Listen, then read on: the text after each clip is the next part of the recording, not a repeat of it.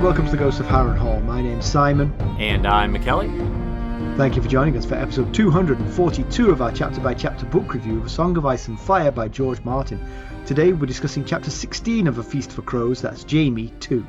And as always, we're going to chat about the chapter and try not to spoil any future plot points for you. Again, unless you have the spoiler tier in our Buy Me a Coffee sustainership, then we will spoil things for you. But hopefully, regardless, we'll provide you some entertainment along the way. We'll summarise what happened, discuss our thoughts on it, provide some useful background, compare it to the television show, indulge in a little pedantry, and cover some relevant news and listener correspondence. Be sure to check out the show notes. They'll provide some additional information about the characters and geography in this chapter. How are you, sir? I'm doing all right. I have my labs, where they draw the blood and all that. Yeah, draw blood, yeah. Coming up on Thursday. Today's Tuesday.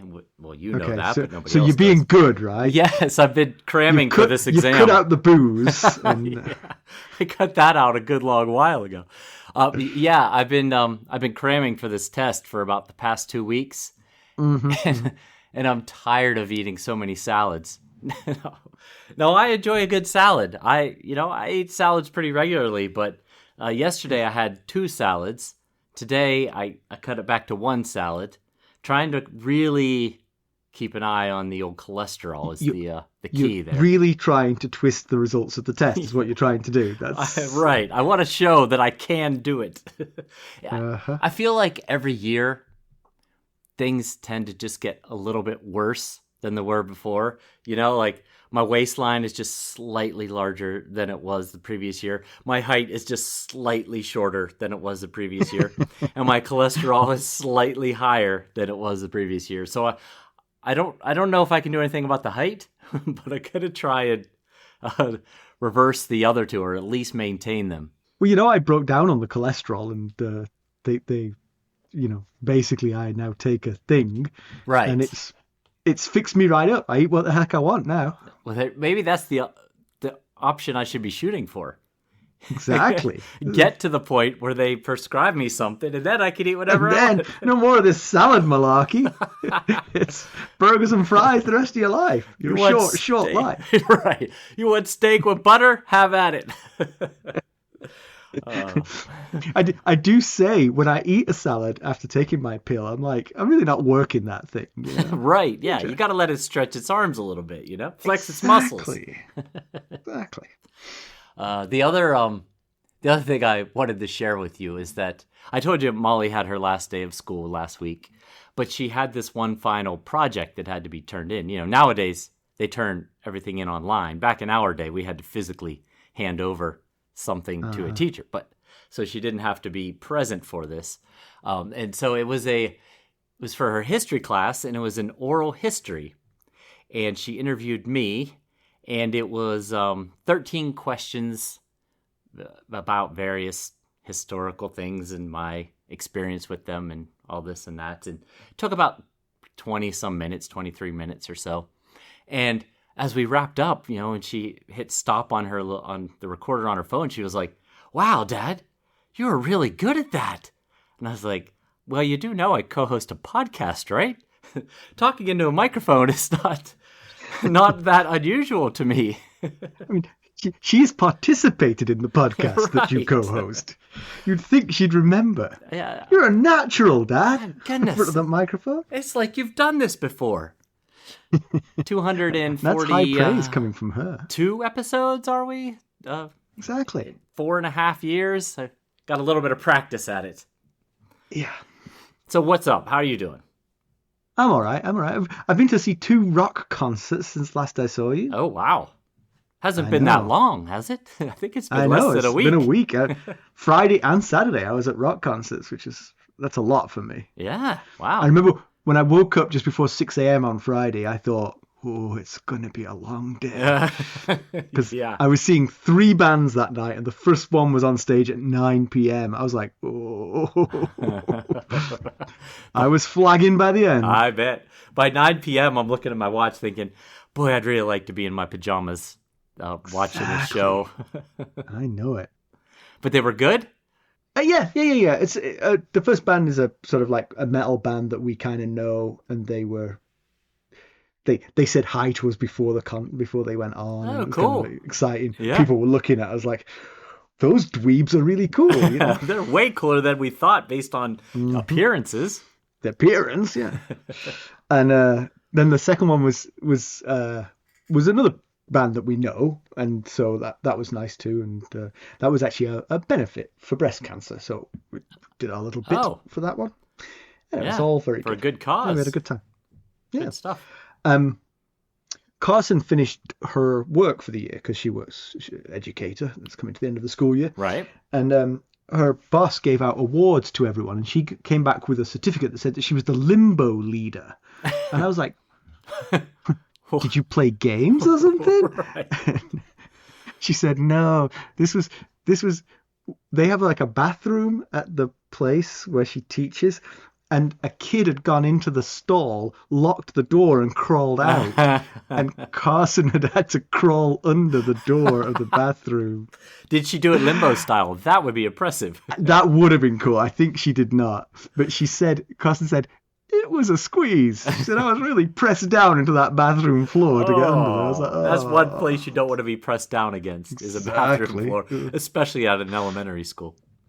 Yeah. Well, this is a public park, so maybe even worse. Yes, that might be worse.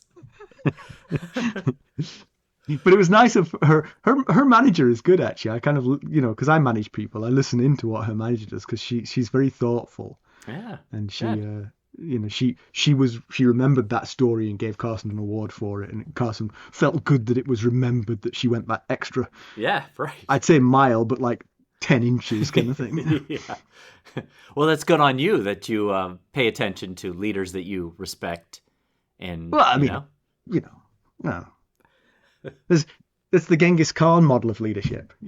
Genghis Khan conquered the world because he was acquisitive with the things he learned as he conquered the world and would apply them. Right. Yeah. Good idea. The Mongols took over the whole world, but they left very little trace of themselves because they acquired things as they went. So when they invaded the next place, it was with the technology of the place they'd just taken. So the Mongols themselves didn't leave much trace. Yeah, I get it. Yeah, that's really neat. I like it. The other story I have this week was this is a strange one. Lucas was very keen I put this in the podcast, but it was very strange because he came up to me the other day. He said, "Hey, Dad, do you know who Basquiat is?" And it's an artist. You may not be aware of him. He was sort of like a yes. My puzzled look probably said it to you, but not to our listeners.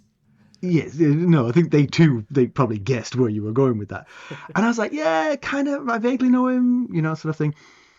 And that was it. He showed me some of his art. I said, yeah, that's what I thought it was, kind of colourful, sort of like alternative art sort of thing.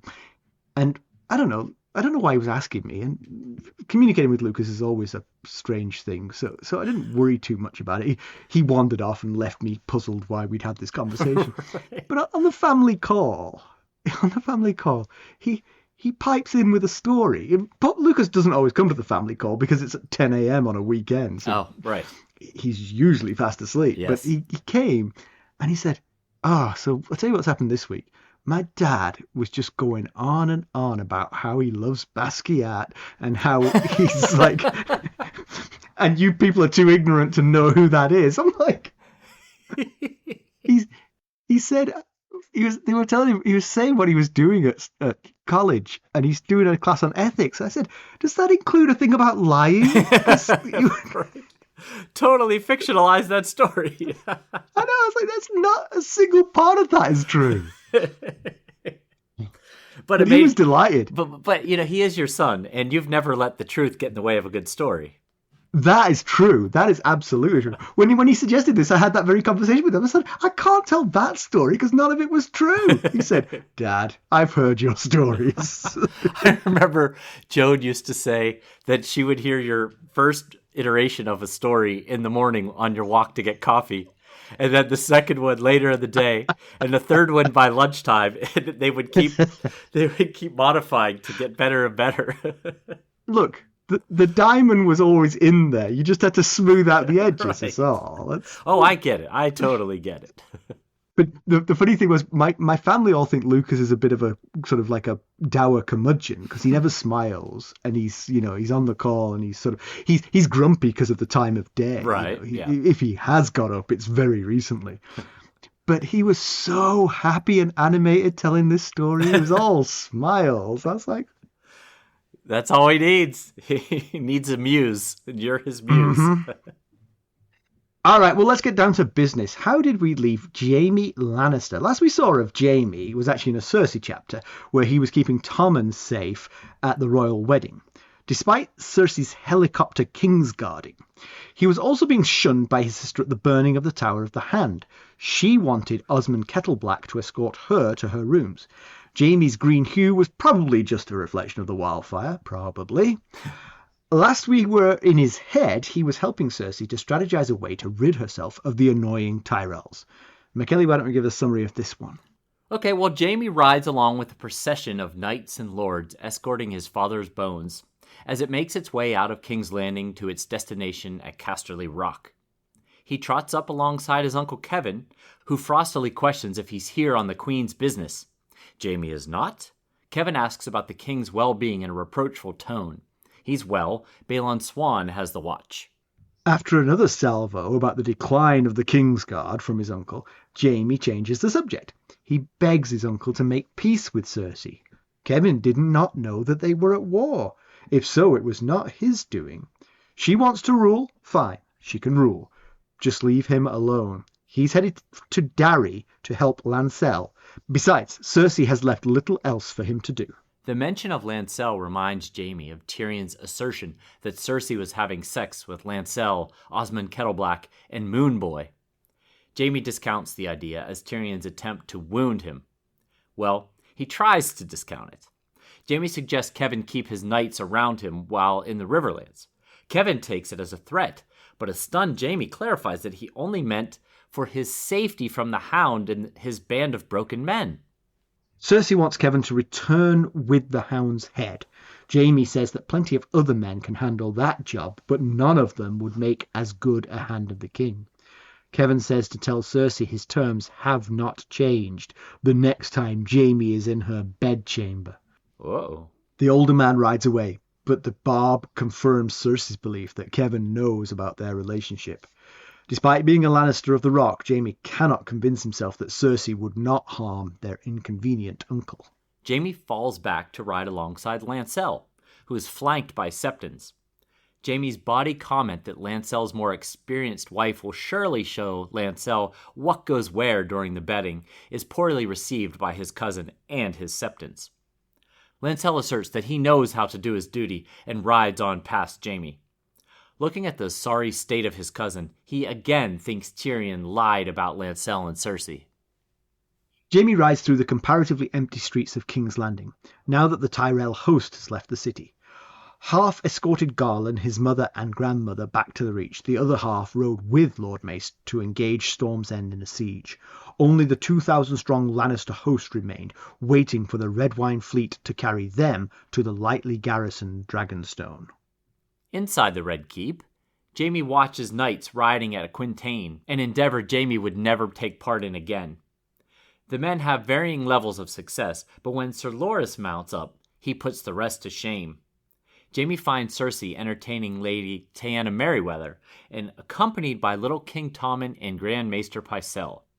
The Queen is in her cups, an ironic new trend for the woman who so often scolded Robert for such a thing. Grand Maester Pycelle had told them that Lollys Stokeworth had birthed a boy, and her husband, Bronn, had named the child Tyrion. Tommen wants to send a kitten as a gift, but Cersei has other plans. Jaime figures that it will be a new stepfather. The look in Cersei's eyes was the same as he'd seen when she burned the Tower of the Hand. That night, there'd been tears in those eyes, but whether from joy or sorrow, he couldn't say. Her reaction to the wildfire destroying the Tower of the Hand had reminded him of the Mad King. He recalled how burning a man with wildfire roused the king, and usually ended with the king taking his queen by force. Jaime asked for a private word with his sister, but Taena promised to return for supper. Alone, Jaime points out the unusual new company that his sister is keeping. Cersei explains that Taena is a spy for Margaery, and Cersei uses her to feed Margaery what Cersei wants Margaery to know. Taena also spills all of Margaery's secrets to Cersei. One such secret involves Olenna Tyrell's use of old coins to cheat tradesmen. Jaime asks Cersei to find a use for their uncle Kevan, possibly in the north against Stannis. Cersei says that's Roose Bolton's job, and he'll soon be past the neck when Bolton's bastard son removes the Ironborn from Moat Cailin. Well, she still requires a hand. If not Kevan, then who? Cersei feels only weak leaders need a strong hand. She'll merely need a servant to carry out her orders. Possibly Helene the pyromancer will serve? Jaime feels Cersei thinks that she's Tywin with breasts, but she couldn't be more wrong. Tywin was implacable and relentless. Cersei lacks judgment and patience. But they discuss the new master of ships, the young Orain Waters. Cersei claims she wants more youth on the small council. Jaime thinks she wants Orain around for his good looks, again thinking of Tyrion's parting words. He thinks Waters is a terrible pick, but Helene is worse. And then there's Qyburn. The man rode with the brave companions, and now he sits on the king's small council. Jaime thinks they're all doomed if Cersei continues this way. He implores her to stop making foes of friends. Uncle Kevan is not her enemy. Jaime isn't her enemy. Cersei asked Jaime for help, and he rejected her. When she tosses her wine cup at his head, Jaime knows it's time to go. Probably a good idea. Yeah. Later in the White Sword Tower, Jaime flips through the White Book when Sir Loras enters. Jaime tells him that he rode well earlier. Loras says, it was better than well. Loras spots the book and says books are for maesters. Jaime explains that this book contains information about every man who's ever served in the Kingsguard. Loras knows the most famous brothers, but hasn't heard of the others. Jaime tells Loras he'd do well to learn of those who came before him. He points out Sir Criston Cole. They called him the Kingmaker. We'll be right back. Hello, friends. Are you ready to make some unforgettable memories? Well, if so, consider the Marriott Bonvoy program. Discover the perfect destination for your summer getaway and unlock exclusive deals on luxurious accommodations. With our affiliate partnership, you'll enjoy unbeatable savings and a seamless booking experience. Don't let summer slip away. Visit Marriott Bonvoy today and make this vacation season one for the books. Use our Ghosts of Harrenhal affiliate page to check it all out and buy Bonvoy points or give some as a gift. The link to our page is in the show notes. I've got to say, the end of that, the Loras and Jaime scene, and that Loras reminds me of Jamie Tart from the... Yeah. What's it called? Ted Lasso. Right. Yeah, just I see that just comparison. Contemptuous of his elders and betters. Yes. And, unwilling to learn and listen. Early seasons, Jamie Tart. Although I don't know if you've ever finished. Did you finish Ted Lasso? I did finish it. Okay. So yes, early season Jamie Tart. But yes, I could definitely see it. Mm-hmm. So just right off the bat, Jamie spends about a paragraph thinking about this Lord Jast and how he looks basically like there was rumor that he had died, and Jaime says he basically looks like he actually had died, but that he is alive and kicking and he's in this procession. So just real quick, because the amount of ink spent on describing him in this chapter is about how much ink has been spent on him, probably more, in all the previous references. So he is the head of House Jast, and he is married to Lyanna Lannister, which is, it's complicated, but basically a cousin of Jaime. Okay. He was captured at the Battle of Oxcross, which is when Robb's army surprised Stafford Lannister's Western army and routed them. And at the time, in a Clash of Kings, he was thought dead. But in the Storm of Swords appendix, it said he was actually a captive at Pink Maiden. So that's where he'd been this whole time, and now he's out, and worse for the wear, I guess. They must be a fairly minor house because I mean I can barely remember them coming up. I mean Yeah. most minor houses of the major areas you've heard of them at least, but House Jast is barely registered for me. Right. Yeah. And he married a Lannister. Yeah. That's a coup right there. Yeah, and he's got 2 kids with her, so he's got Lannister blood children. So yeah, that's what made me look him up, because he spent a paragraph talking about him, and I was like, who is this guy? Kevan is pretty annoyed with Cersei and Jaime, and it's a little bit unfair on Jaime because he's getting the flack for Cersei's wrongdoing. Really. Although, I mean, I guess Kevan is annoyed about the whole thing, and Jaime's at least 50% of that. Yeah, I think he also misunderstands the current state of their relationship, Jaime and Cersei. Well, true, yes. It's hard to say, oh, no, you don't understand. I'm not sleeping with my sister anymore. We're having a fight. Right. We couldn't be on more opposite sides than we are right now of everything. Oh, well, in that case, it doesn't matter that you've got 3 children by her and one of them falsely sits the Iron Throne. Everything's good. Just stay frosty with her. Speaking of that child, he seems to insinuate out loud that it's a farce that Tommen is the king.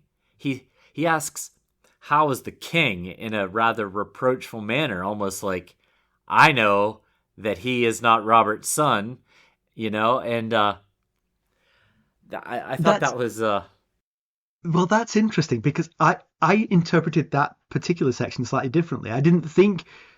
Obviously, Kevan does think what you're suggesting he thinks, but I thought his reproach was more at the state of the Kingsguard. The Kingsguard has fallen from its once lofty state to the point where they lose kings left and right. Now, here's Jaime, who should be looking after the king, not doing it. Yes, that could be too. Yeah. Because he had a tone of reproach, but it doesn't say, and that reproach was because, Right. Yes. Yeah, that could be it too. But yes, you're right. You're right on both accounts. He definitely does insinuate that Jaime and Cersei are having an incestual relationship, and therefore the children are likely Jaime's. But you're right. He does, just right after that, comment on the state of the Kingsguard being so low. Because, and I will say, I mean, Kevan might say barbed comments like next time you're in her bedchamber and things like that, but he might draw the line at saying that his nephew is not the rightful king in any kind of place that is not very, very private. Yes, and that's why the way I interpreted it, I thought, wow, he shouldn't be saying that out loud. That seems like a really bad idea. But no, it's the Kingsguard who aren't worthy, not my incestuous born nephew. No, wait, not incestuous. Wait, did I say that? But since Tywin's death, basically since they started squabbling in Tywin's bedchamber, he's had an increasing amount of animosity toward them. It feels no question, and no question, and it made me wonder if maybe he's always felt that they're irreverent and disrespectful, but he's held his tongue on it for Tywin's sake. Right. Yeah, I'd not thought of that. I thought this was all triggered by their behavior in the immediate aftermath of Tywin's death. But you're right. Maybe that just uncorked the bottle. Right. All along, Kevan was like, those 2 idiots are ruining this family. And Yes. The moment Tywin died, he was like, I am going to let them know it. Right. If it's starting to feel like maybe now, of course, he's also upset at Cersei for leaving him no role at all to play in the management of the West or the Lannister family. But it certainly feels like he has personal issue with them and their behavior. And he says, in this discussion, he says something about how those 2 are always good with the japes, and just leave him out of it, out of everything, basically. Yeah. One thing that I wanted to ask you, this is a Jaime chapter, so we get Jaime's perspective, but Jaime absolutely denies that when he told Kevan to keep knights around him while he was in the Riverlands, that it was a veiled threat.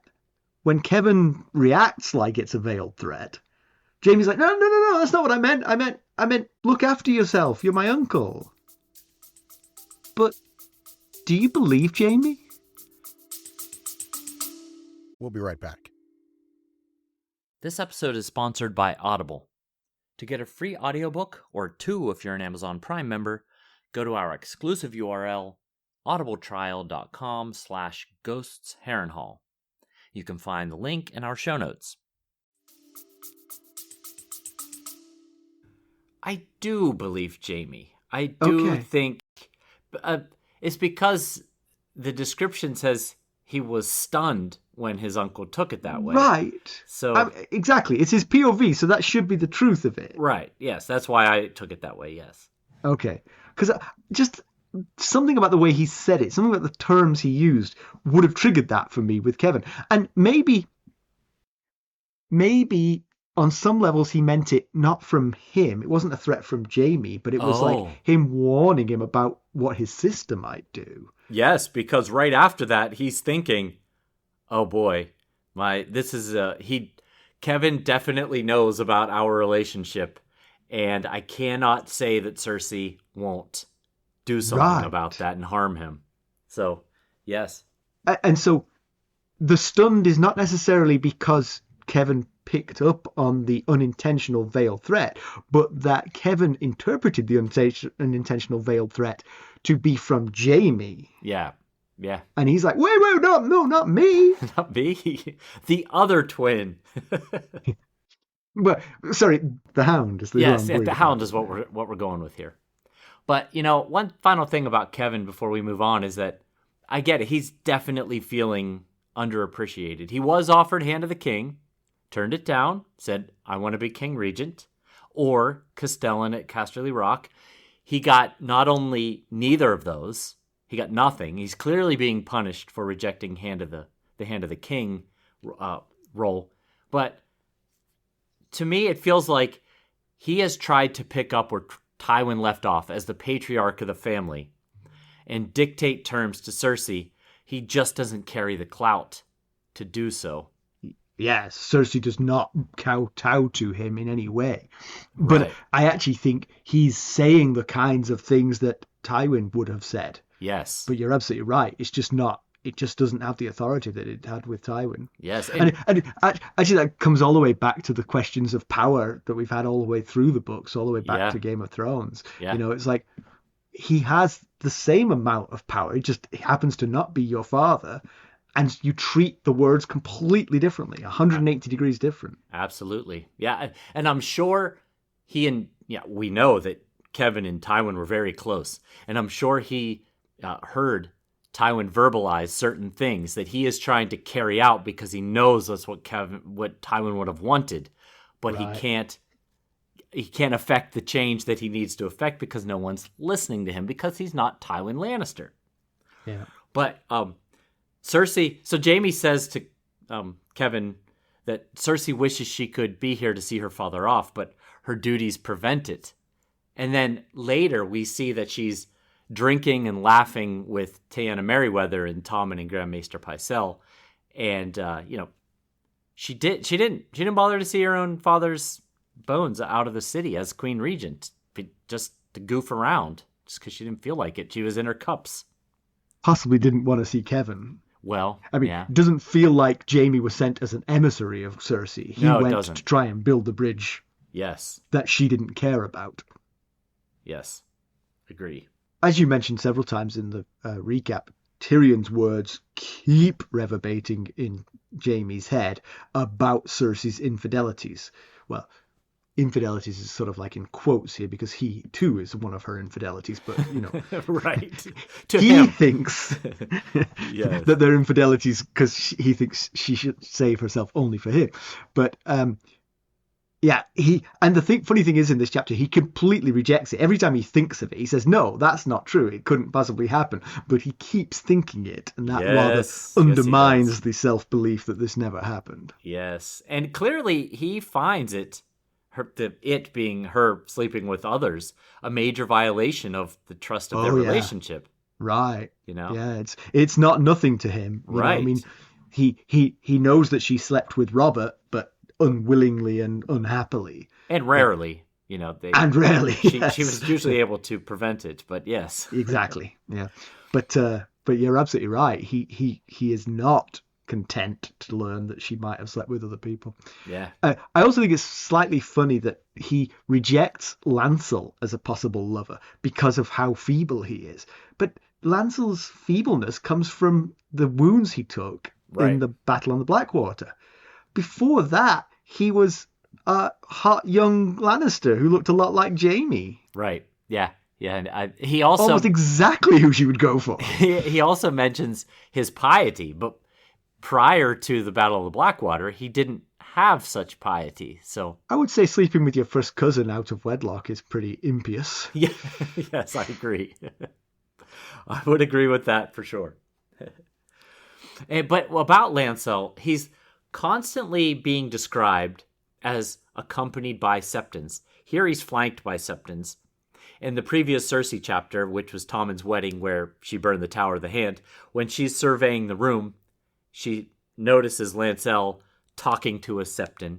And basically every time Lancel is described, he's talking to a Septon. And I think it was after Tywin's funeral, you know, when she was talking to everybody, Lancel said to Cersei that a Septon came to him at his deathbed and said, you know, the gods saved you for a reason. And it's clearly showing that this man is building quite the faith, quite the connection and relationship with it. Yes. Brushes with death will often create these Damascenes conversions. So, yes, true. he's found God, all 7 of them. All 7, right. He's getting very close to one of them, brought him into the fold of all 7. But they've succeeded. The Lannisters, despite the Lannister twins, despite the sort of disarray that they're in, have actually managed to achieve what they wanted to, which was to get the Tyrells out of King's Landing. Yeah. Marjorie has been left with essentially no protectors. I mean, the closest thing she has to a protector is Loras on the Kingsguard. Right. And probably a few household knights, but, you know. Right.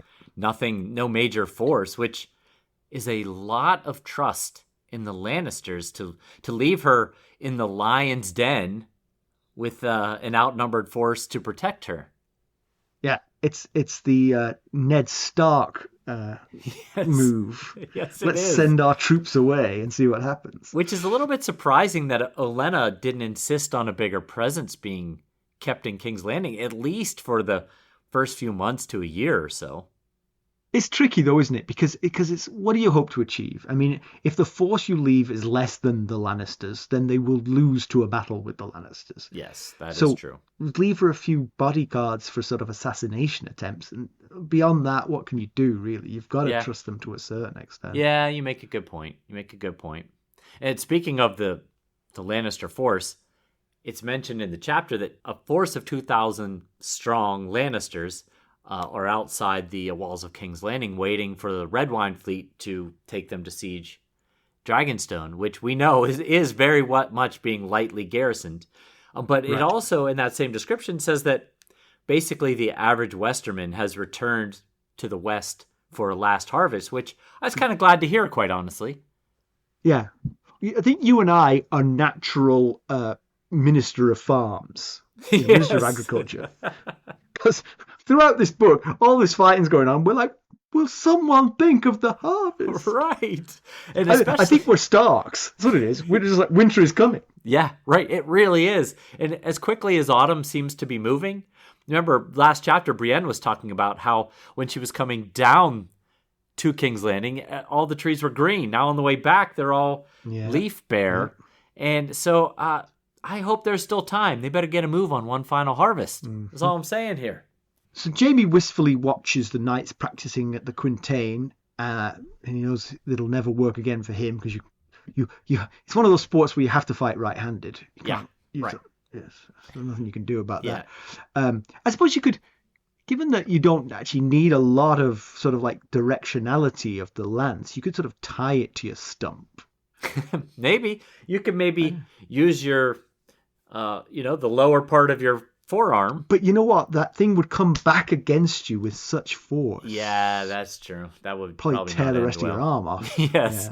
Yeah. Probably not a good... He should just not do it, I think. I think he's right. And he sees Loras, and Loras is renowned for his swordsmanship, but Jaime notices that it's really his horsemanship that sets him apart. Right. He is exceptional on the horse and very, very good with the lance, so... Yeah. He's pretty jealous of him. It takes a trained eye probably to pick up on the fact that it's the horsemanship, not... He puts the lance wherever he wants it. That's one thing Jaime notices. But he says he's always thought it was about horsemanship, the jousting, then, lance placement.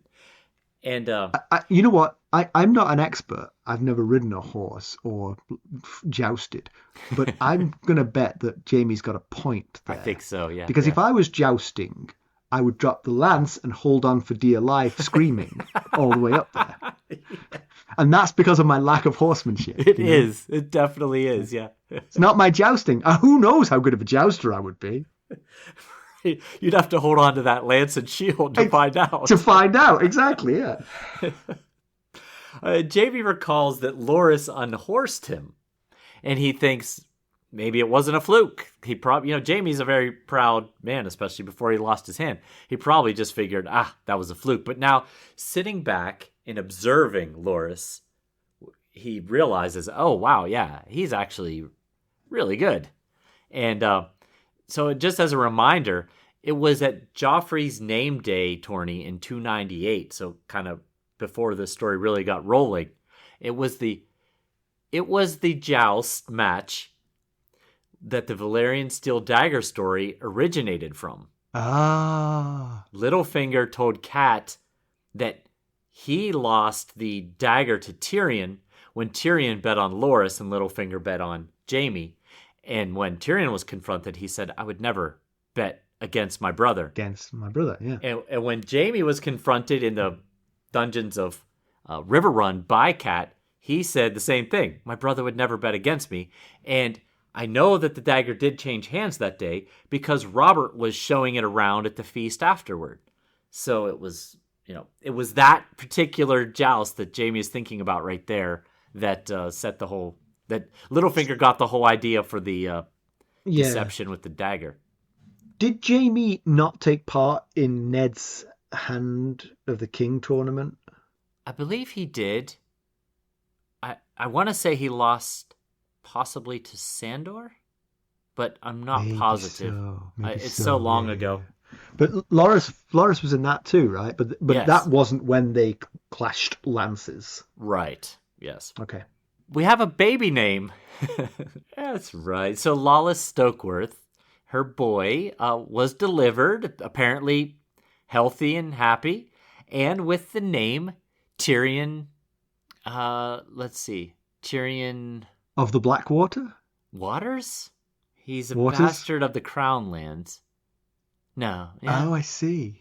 But does Bronn have a last name? I thought Bronn was like Sir Bronn of the Blackwater. Yeah, but he's not his son, so... Yeah, but if they're married now, wouldn't he... I mean, I don't know. Yeah, I don't know. That's a good question. I haven't looked that up.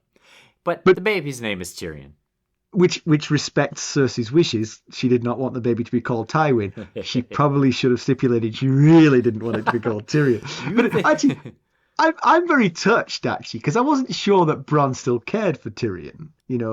They've grown apart a little bit, but it's kind of like it's both a thumb of the nose to Cersei, but also, a genuine mark of friendship and respect back to Tyrion. His old I think their friendship started to grow apart when Bronn declined the offer to defend him against the Mountain. Right. That's when things were. And I will say, as much as Jaime thinks that Cersei's going to get the baby as a gift, a new stepfather, that it was Cersei that originally orchestrated this marriage to remove Bronn from Tyrion's service, specifically so that he couldn't defend him in the trial by combat. Whenever I think of Bronn and Cersei, I can't help but remember that the two actors involved had dated before Game of Thrones and didn't like each other. And so I don't think there was a single scene in the show with the two of them in it because they did not like each other one little bit. Yeah. I will say that it's a bit dangerous for Bronn to poke the lioness like so. True. I mean, that's just a sort of general truism of life. Yes. And do not poke lions. Yes. Especially ones that are also Queen Regent and are starting to give off Aerys, Mad King Aerys vibes. True that. And again, one more time, Lannisters always pay their debts means Lannisters always get revenge. Right. They don't actually pay debts. They just get revenge. They do, indeed. That's what their word should be. And this was one of the spoilers from the previous Jaime chapter about what Lollys would name her son. Ah. So, yeah, there you go. I heard that, and I was still excited when I read it. Because you'd forgotten. God, you know it. So Cersei, as was mentioned, was moved to tears while burning the Tower of the Hand. Like Aerys was moved when he was burning someone. He was moved in a different way. Yes. He was moved. His sex drive was somewhat gone with his madness, but it came back when he set someone on fire, which is gruesome and horrible. And his wife was not particularly interested in his advances, but his advances were not to be stopped just by her not wanting it. And the Kingsguard, Jaime and John Darry in particular, had to listen to her being raped inside and chose to do nothing. Yeah, that's terrible. It's, I said previously, I think it was during the Eris Oakhart chapter, that, the previous iteration of the Kingsguard was full of honorable, distinguished knights, but not without blemish to said honor. Mm-hmm. This is the instance that I was referring to in that episode. Allowing Aerys to brutally rape Rhaella and standing guard over it. I fully appreciate the tough position that they were in. Yes. And this is a Jaime chapter, so this is Jaime's point of view, but he said we are the Kingsguard, we're supposed to protect her. And it was John Darry who said, yes, but not from him. Exactly. Yeah. So that might be self-serving, but Jaime at least comes across as someone who cared. Yeah, and he was thinking about how her screams were more tough for him to listen to than one of the Hand of the Kings. I can't remember which one it was, Carlstead maybe, that was being burned alive, basically. That his screams were less painful to hear than hers. Yeah. And, I wondered if this savage rape that happened in this, that he's remembering in this chapter, if that's the instance where Rhaella became pregnant with Dany. Oh, yeah, that makes a lot of sense. Yeah, because the chapter mentions her leaving for Dragonstone, right? Yes, that's the next time he saw her. Yeah. So that's a little horror for Dany's backstory as well. Yeah, I hadn't thought about it, but I hadn't thought about it until this chapter, reading that, and then him saying, next time I saw her, the maids were talking about how badly, injured she was, and she was getting on the ship to take her to Dragonstone. So the time frame kind of lines up, I guess. Yeah.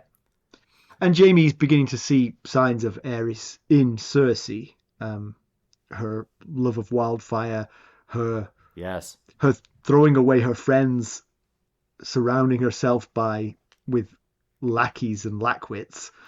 Right. That's a bad comparison. Yeah, not who you want to be compared to. No. Cersei's not there yet, but she's certainly making some odd decisions, that's for sure. It's definitely a problem, and it seems that the Joffrey apple didn't fall far from the Cersei tree, maybe. Because she's becoming about as unhinged as he was as king. And, not only... Jaime thinks about her not only taking on bad characteristics of the Mad King, but she's also picking up bad habits of Robert's as well, which is every time he sees her, she's in her cups, basically, which is, ironic because that's what she used to get so angry at Robert for. Yeah, I don't particularly wish Cersei well, but it feels like if she would listen to Jaime's trying to talk her into sense, stop alienating your allies. Yeah. Just think about how we're going to rule this land. Don't just... She's still jockeying and positioning, even though she's top dog now. She doesn't need to. Yes. She's still fighting for the throne that she's sitting on. Yeah, absolutely. And like you said, another similarity with Aerys is that she's keeping odd company for a ruler. Aerys surrounded himself with some odd ducks, like making the pyromancer Rosart hand of the king.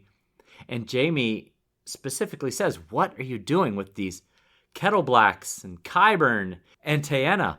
All unvetted, all who've managed to find ways to be helpful to her, and now she's elevated them with no effort to vet or consideration of their qualifications. Right.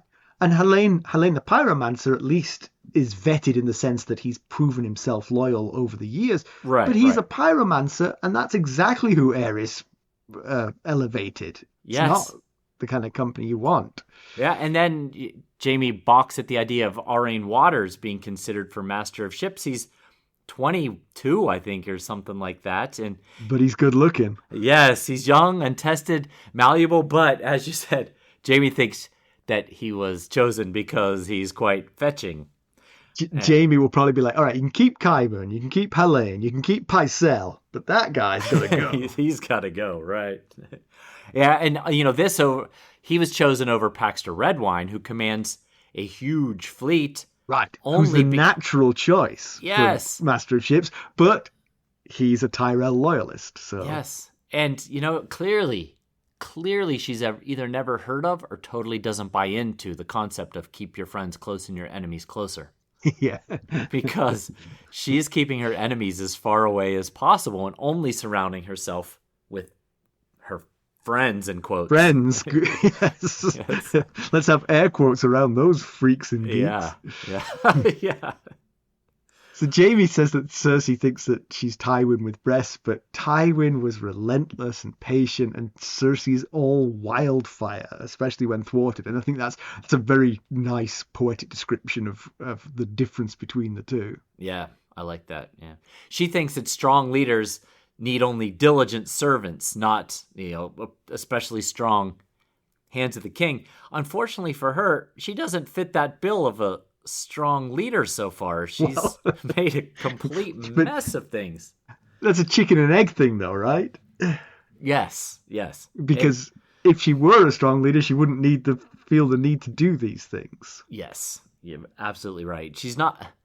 It's becoming more and more clear, and we talked about this since a Game of Thrones, that she's not nearly as clever as she thinks she is. But now she holds all the cards, has all the power, and she still thinks she's more clever than she is, and it's starting to really create problems. Yep. So she's with Taena Merryweather, and last we saw them, Taena was ingratiating herself by informing Cersei that Sanel was a spy for Marjorie, explaining that she wanted good things for her family, for the Merryweathers. Yeah. She also testified against Tyrion with absolutely no evidence, saying that she saw him put something in the chalice that Joff drank from. As we said, she's certainly someone who's willing to debase herself to get into Cersei's good graces. And this works for Cersei, of course, because that's what she wants from people. But Jaime's very worried about the nature of Taena Merryweather. I don't think it's necessarily a bad thing to keep someone who's an admitted, or not an admitted spy, but someone you believe a spy for someone else close, because you can absolutely feed them the information you want. And as long as they're giving you something in return, it's not a bad situation. But it is still a hallmark of her current poor decisions that she has this unvetted friend so close to her, hearing the things she's telling Tommen, hearing the most important affairs of state. Yeah, and I just feel like Olenna seems to be too good at the game to allow this to have happened, which makes me question a bit exactly whether Taena is giving Cersei the useful information she thinks that she is getting from Taena. It's possible that Marjorie was so willing and eager to give up Taena because she too is feeding Cersei what she wants through Taena, Yeah. Yeah, it's funny how there are so many people who've got conflicting interests. I mean, you think about the Kettleblacks. I mean, the Kettleblacks, Cersei thinks they're hers. Tyrion thought they were his. Littlefinger is convinced they're his. Right. Yeah. Yeah. They are making mint of playing these people against each other. So far, but it's a risky game. But so oh far, yeah, for sure. But here's another idea about Taena. Maybe, what if she's being paid by a third party to spy on both Cersei and Marjorie? What if there's a third party controlling her? And one thing that made me think of that is she told Cersei about Olenna's chest of old gold coins used to cheat tradesmen. That's one of the examples Cersei gives of the secrets that Taena told her about. The description of those coins perfectly fit the description of the coin that Qyburn found in the jailer Rugen's chamber. We know that the Tyrells had nothing to do with Tyrion's disappearance. So either that is a major coincidence, or possibly Taena has either been tasked or been fed this information to further make Cersei think that the Tyrells were involved in the plot. Tasked as in she planted the coin there. Or tasked to give that bit of information. I see. So either she was tasked with it, like said, tell her this, or she was told this. On the assumption she would share this information. Yes, right, exactly. Right. So it makes me question, could there be a third party? Just like how Littlefinger was kind of a third party during the whole Sansa Sir Dantas situation, it was really Tyrion, Littlefinger behind the scene. Could there be a situation here with Taena? We will read more about Taena and keep a very close eye on her and make our decisions. Absolutely. Cersei says that Roose Bolton's bastard will remove the Ironborn from Moat Cailin, that they're coming down from the north, and that we've always said that felt like the only way back through the neck would be to come from both directions at the same time. Right. And so this could potentially be bad news for Victarion. It's Victarion Greyjoy who's holding Moat Cailin, right? He's been called back to the King's Moot, hasn't he? Yeah. So first of all, I feel like Cersei must have missed the memo that Tommen signed a letter legitimizing Ramsay as a Bolton, no longer Roose's bastard. But, whatever. News travels, maybe she didn't get to see that particular paper that he signed. But yeah, because Victarion went back for the King's Moot at the Iron Islands, there is a possible opportunity here if if the person he put in charge isn't as strong a leader as Victarion is. Yeah. So we'll have to see about that.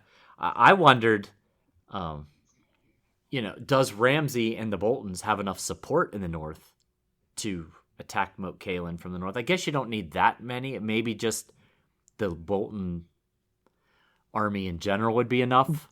The other thing is because it's the Ironborn you're attacking, you can find common cause with people who haven't bought into your leadership yet. Well, yes, you're right. Yeah. If it was an attack on Winterfell, you would get less people joining you, but it's an attack on the Ironborn in Moat Cailin. I totally see what you're saying. And as we mentioned, Jaime's conversation with Loras doesn't paint the Knight of the Flowers in the most glowing light. He definitely comes off as arrogant and shallow. And I definitely think there's some of this is sort of like looking at the wounded hero. He idolized Jaime, probably. Now he's like, that guy. He's broken and pathetic. Washed up, missing a hand. Exactly. I should be in charge. Right. Yeah. He certainly comes off as lacking interest in learning or understanding about history, which is not unusual for young people. I'm 99% sure Jaime was exactly the same at that age. I had that same thought. He was probably just as arrogant and just as uninterested in hearing about history from older, more experienced people. But it's also not shocking for a highly talented teen who earned his fame at a young age for athletic prowess to not be all that interested in reading and studying and learning and things of that nature. But now he's a member of the Kingsguard, so it's kind of time to grow up and be an adult, Yes. Yeah. Yeah, especially given that he's Marjorie's last and only protector. He might really want to focus his mind. Right. So tell me, Mackelly, you're always telling me that the ends of the chapters are very important. Why? Why does it mention that Criston Cole was the Kingmaker the week before the second season of House of the Dragon starts? That's right. By the time this episode airs, it will be the week of. Man, we spent a long time planning the start of this podcast to 4.5 years just to get to this point. HBO owe us. Right. Whew. Paid off. Just perfectly timed it. So that's the question, right? I do always say that in most instances, the last sentence of the chapter tends to have a lot of impact. So why does the chapter end with the discussion about Criston Cole, the Kingmaker? Well, I will say, I posed this question on the Buy Me a Coffee channel of our Discord server, and I wanted to see what our wise and knowledgeable sustainers thought, and only Jenny responded to this point. I haven't checked recently, but only Jenny responded before we started recording, and what she was thinking and what I was thinking lined up. So here's what Jenny and I are thinking. We're thinking that it's a comparison between the King Slayer and the King Maker. Both men, because right before he talks about Criston Cole, he and Loras are having a conversation about only the best and the worst are remembered. And right. Jaime said, there's some people that have a little bit of both, best and worst.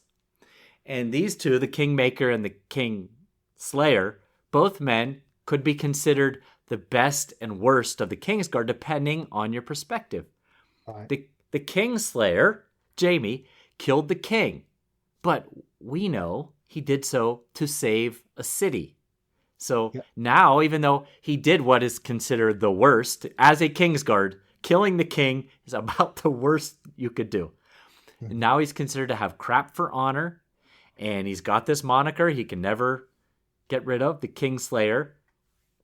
The Kingmaker changed Westerosi history by choosing between a king and a queen. Again, I'm not going to go into Criston Cole's deeds because I don't want to get hate mail. Any minute now you'll find out. Yes. But, so I think, and Jenny as well thinks that's what was going on at the end of the chapter here. Interesting. All right, thanks. Now a brief interlude for spoilers. The higher tiers of our sustainers get to hear our spoilers. Please join if you're interested. All right, do you have some background for us? Sure, I've put together some background. So first of all, so many of the king's brothers' names were tossed around between Jaime and Sir Loras that I thought I had a just golden vein of opportunities here. Unfortunately, most of them were simply there to add color and depth to the world. In most cases, when I looked up their background, it wasn't beyond what was mentioned in this chapter. But I can tell you a bit about Sir Donald of Duskendale. He served in the Kingsguard during the reigns of at least Kings Darren II and Aerys I. It's unclear if he goes beyond that. Here's what I can tell you. Not a whole lot, but he was a ginger and not a member of the ruling house in Duskendale, House Darkland. He was at the tourney at Ashford Meadow, which features heavily in the first Dunk and Egg book, and he fought in the Trial of Seven on the side of the two princes, Aerion and Darren, against Dunk. Okay. That's pretty much all I got for you on Sir Donald of Duskendale. I will remind you all about Owen Merryweather's stint as Hand of the King for Aerys. Owen Merryweather gets a mention because Cersei says, well, maybe I will go with Taena's husband, Orton Merryweather, as Hand of the King.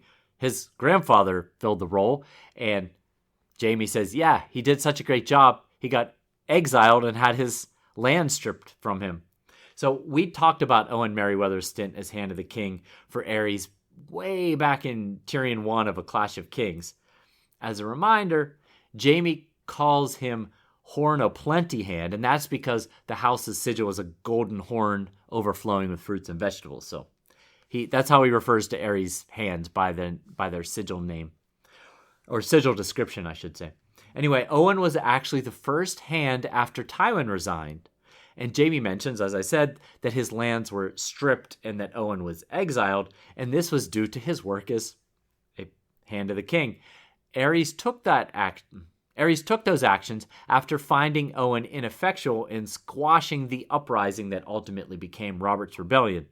Of course, the family exile is how Orton managed to find his Myrish wife Taena. Given how he treated some of his Hands of the King, he got off fairly lightly. He did. I was thinking that same thing, yeah. All right, excellent background, thank you. How about comparison with the television show? Well, this really didn't happen. Jaime is away from King's Landing by this point in the TV show. Cersei sends Mace Tyrell to Braavos to negotiate better terms with the Iron Bank, to whom the crown is in debt to, leaving the small council consisting of her, Grand Maester Pycelle, and Qyburn. So it's Taena Merryweather is dropped. It's just it's Cersei and her ever-shrinking circle. Yeah, I guess so. Pedantry, just one little thing. It is a character decision, so it doesn't really count. But Aerys raping his wife is another excuse for breaking your damn vows. Yeah, absolutely. I mean, again, PR, I would say. Gonna burn down the whole place with wildfire. Raped his wife horribly. I stopped him. You're welcome.